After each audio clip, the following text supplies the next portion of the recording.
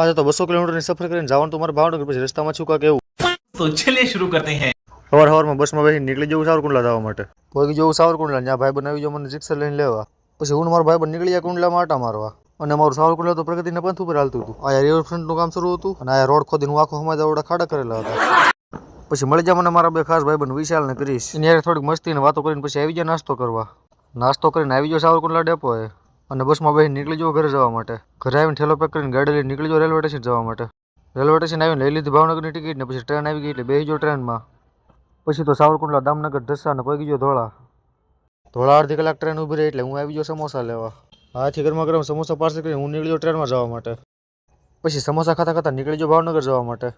અને હજી તો સણોસરા પહોંચીને બહાર જોઈતા તો હાવ અંધારું થઈ ગયું હતું. પછી તો સિહોર, ખોડિયાર મંદિર, વરતેજ ને ફાઇનલી પહોંચી ગયો ભાવનગર. આજે આવી ગયો તો મારો ભાઈ જયદીપ મને લેવા બુલેટ લઈને. પછી બે ભાઈ નીકળી જાય ઘરે જવા માટે. તો આજનો આ મિની વ્લોગ આજ પૂરો થાય છે. મળીશું ફરી નવા મિની વ્લોગ સાથે.